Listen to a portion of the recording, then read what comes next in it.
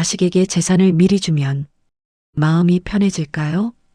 많은 부모님들이 이 질문 앞에서 잠시 멈춥니다. 그리고 이렇게 말합니다. 어차피 나중에 줄 돈이다. 내가 살아있을 때 정리하는 게 낫다. 그래야 자식들끼리 싸움이 없다. 겉으로 들으면 아주 합리적인 판단처럼 보입니다. 주변에서도 이런 말을 자주 듣습니다. 요즘은 다 미리 넘긴다더라. 괜히 나중에 세금 많이 내지 말고 지금 증여해라. 상속세 무섭다더라. 뉴스에서도 상속세 이야기, 부동산 이야기, 재개발 이야기들이 계속 나옵니다. 그러다 보면 괜히 마음이 조급해집니다. 혹시 내가 늦는 건 아닐까? 지금 안 하면 손해보는 건 아닐까? 또 이런 걱정도 있습니다. 나중에 내가 아프면 어떡하지? 치매라도 오면 판단 못할 텐데. 정신 멀쩡할 때 도장 찍어두자. 이 마음은 이기적인 마음이 아닙니다. 오히려 자식을 생각하는 마음입니다. 자식 고생 안 시키고 싶어서, 나 때문에 싸우는 꼴 보기 싫어서, 내가 결정할 수 있을 때 정리하고 싶어서.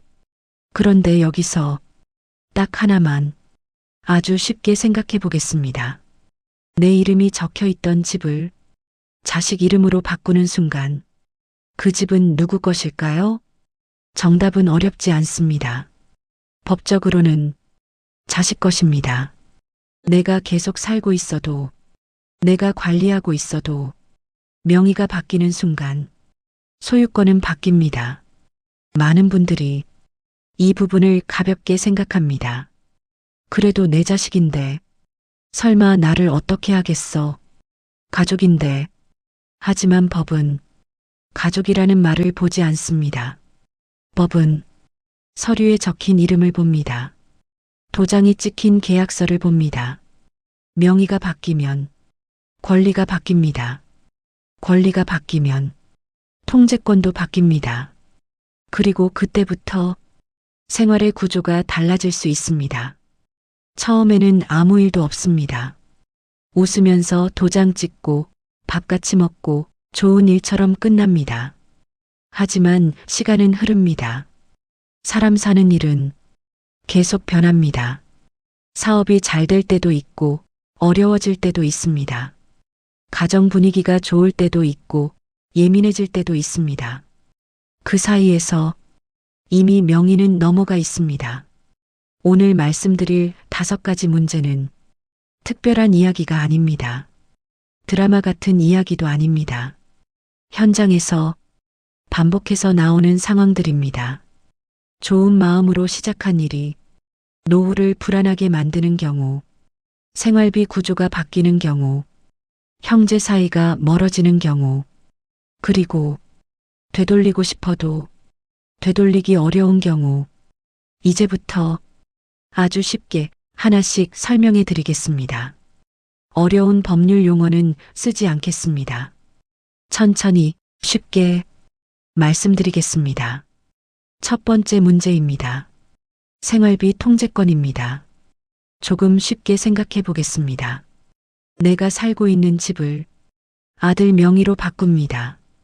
대신 매달 생활비를 받기로 합니다. 예를 들어 집 한 채 넘기고 매달 150만 원 받는 조건입니다. 처음에는 아무 문제 없습니다. 잘 들어옵니다. 명절에도 챙겨줍니다. 여행도 같이 갑니다. 그런데 시간이 흐릅니다. 아들 사업이 흔들릴 수 있습니다. 손주 학원비가 늘어날 수 있습니다. 가정에 크고 작은 문제가 생길 수 있습니다. 그때 가장 먼저 조정되는 돈이 부모 생활비입니다. 왜 그럴까요? 법적으로 의무가 아니기 때문입니다. 집은 이미 자식 것입니다. 생활비는 약속일 뿐입니다. 서류로 남기지 않았다면 더더욱 어렵습니다. 생활비를 달라고 말하는 순간 관계가 불편해집니다. 요즘 좀 힘들어서요. 이 한마디면 말을 더 꺼내기 어렵습니다. 그때 부모님 마음은 어떨까요? 이미 집은 내 것이 아닙니다. 통제권이 없습니다. 생활비는 받는 돈이 아니라 기다리는 돈이 됩니다. 노후에서 가장 중요한 것은 돈의 액수가 아닙니다. 통제권입니다. 내가 필요할 때 내가 꺼내 쓸 수 있는 구조, 그게 안전입니다. 명예 이전은 그 통제권을 넘기는 선택일 수 있습니다. 이 부분을 가볍게 생각하면 안 됩니다. 두 번째 문제입니다. 담보대출입니다. 자식 명의가 된 집은 자식의 자산입니다. 사업을 하거나 투자를 하거나 돈이 급하게 필요하면 은행은 집을 담보로 잡습니다. 요즘 수도권 기준 5억, 6억, 7억 대출은 특별한 일이 아닙니다. 문제는 부모가 모르는 사이에 진행될 수 있다는 점입니다. 명의상 소유자가 자식이기 때문입니다. 처음에는 괜찮습니다. 사업이 잘 됩니다. 그런데 사업이 항상 잘 될까요? 경기가 나빠지면 연체가 시작됩니다. 연체가 길어지면 경매 통지가 옵니다. 그때 부모는 그 사실을 처음 알게 되는 경우도 있습니다. 이 집은 내가 평생 산 집인데 이렇게 말해도 법적으로는 자식 집입니다. 경매가 시작되면 막기 어렵습니다. 명예 이전은 신뢰의 문제가 아닙니다. 권리의 문제입니다. 가족이라도 법은 서류를 봅니다. 도장 찍은 계약서를 봅니다. 이 차이를 꼭 기억하셔야 합니다. 세 번째 문제입니다. 요양원 이야기입니다.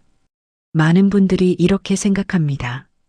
재산을 미리 넘기면 나중에 지원을 받겠지. 그런데 현실은 생각보다 복잡합니다.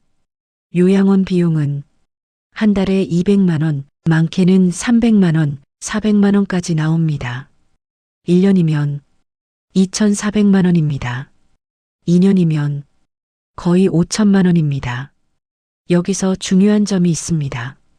최근 몇 년 안에 재산을 자식에게 넘긴 기록이 있으면 확인 절차가 진행됩니다. 일부러 재산을 빼돌린 것은 아닌지 이걸 봅니다. 그러면 설명해야 합니다. 왜 넘겼는지, 언제 넘겼는지, 대가가 있었는지 생각보다 간단하지 않습니다. 재산 없으면 바로 지원. 이 구조가 아닙니다. 오히려 미리 넘긴 것이 불리하게 작용할 수도 있습니다. 이 부분을 모르고 결정하는 경우가 많습니다. 네 번째 문제입니다. 형제 이야기입니다. 장남이 관리하니까, 딸은 이미 집이 있으니까, 이런 이유로 한 자식에게만 재산을 줍니다. 부모 마음은 단순합니다. 편하게 정리하고 싶습니다. 그런데 시간이 지나 상속 이야기가 나오면 상황이 달라집니다. 법에는 특별 수익이라는 개념이 있습니다. 쉽게 말하면 미리 받은 것도 나중에 다시 계산한다는 뜻입니다. 그때 다른 형제가 묻습니다. 왜 나한테는 말도 안 했냐? 왜 형만 먼저 받았냐? 그 순간 신뢰가 흔들립니다. 미리 줬다고 싸움이 없어지는 것이 아닙니다. 오히려 갈등이 앞당겨질 수 있습니다. 돈이 들어가면 사람 마음은 달라집니다. 이건 현실입니다. 마지막 문제입니다. 한번 넘기면 되돌리기 어렵습니다. 지금은 관계가 좋습니다. 그래서 믿습니다. 그런데 사람 이름 모릅니다. 5년 뒤, 10년 뒤 상황이 바뀔 수 있습니다. 연락이 줄어들 수 있습니다. 방문이 줄어들 수 있습니다. 생활비가 줄어들 수 있습니다. 그때 다시 돌려달라고 말하기 쉽지 않습니다. 법적으로 돌리려면 소송을 해야 합니다. 그리고 강요였다는 것, 속았다는 것을 부모가 증명해야 합니다. 현실적으로 쉽지 않습니다. 그래서 한 가지만 기억하십시오. 재산은 노후의 마지막 안전장치입니다. 그 안전장치를 급하게 넘기지 마십시오. 조금 느리게 결정해도 늦지 않습니다. 지금까지 5가지 문제를 말씀드렸습니다. 겁을 주려고 한 이야기가 아닙니다. 절대 주지 마라. 이 말도 아닙니다. 중요한 건 무조건 넘기느냐, 무조건 안 넘기느냐가 아닙니다. 어떻게 넘기느냐입니다. 조금만 다르게 생각해 보겠습니다. 집을 넘기더라도 생활비 조건을 서류로 남길 수 있습니다. 구두 약속이 아니라 계약으로 남길 수 있습니다. 또는 소유권을 완전히 넘기지 않고 일부 권리를 남겨두는 방법도 있습니다. 신탁이라는 방법도 있습니다. 쉽게 말하면 관리자는 자식이지만 최종 권리는 보호받는 구조입니다. 또 하나 중요한 것이 있습니다. 유언장입니다. 유언장은 싸움을 만드는 종이가 아니라 싸움을 줄이는 종이입니다. 미리 정리해두면 형제 사이 분쟁을 줄일 수 있습니다. 그리고 무엇보다 전문가 상담을 받으십시오. 혼자 판단하지 마십시오. 친구 말만 듣지 마십시오. 재산은 감정으로 정리하는 것이 아니라 구조로 정리해야 합니다. 노후 자산은 평생 모은 결과입니다. 그걸 한 번의 도장으로 끝내지 마십시오. 조금 천천히 생각하십시오. 그리고 지금 당장 넘겨야 하나? 이 질문을 한 번 더 해보십시오. 급하지 않습니다. 노후는 지키는 사람이 지킬 수 있습니다.